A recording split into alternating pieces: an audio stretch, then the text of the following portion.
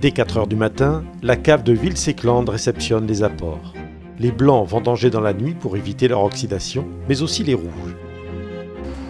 Première étape, à l'entrée, un carottage permet de déterminer si le degré est conforme au test effectué auparavant. L'identification de la vendange se fait par un ticket du carnet d'apport que chaque adhérent remet à l'opératrice.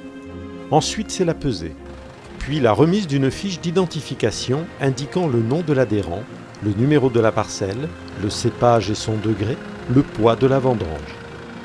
Arrivé au quai, le réceptionniste valide l'apport et attribue le numéro de cuve de destination.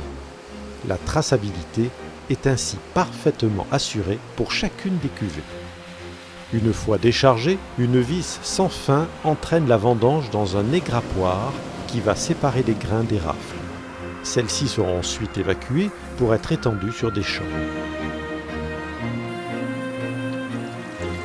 Les grains et le précieux jus sont pompés vers des pressoirs, puis acheminés dans les cuves où commencera la fermentation.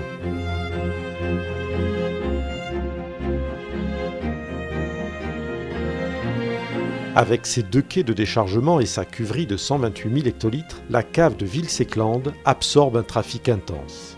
C'est le directeur de la cave, œnologue, qui planifie, par cépage et par terroir, les quelques 500 à 700 tonnes d'apport journalier.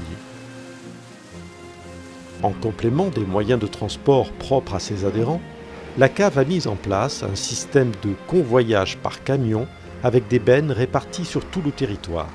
De gros volumes peuvent ainsi être acheminés très rapidement. Les abords des quais sont parfois encombrés. Il faut donc patienter un peu, mais c'est une bonne occasion pour se retrouver, échanger et plaisanter. La pression diminue pour chacun au fur et à mesure que la récolte arrive à la cave.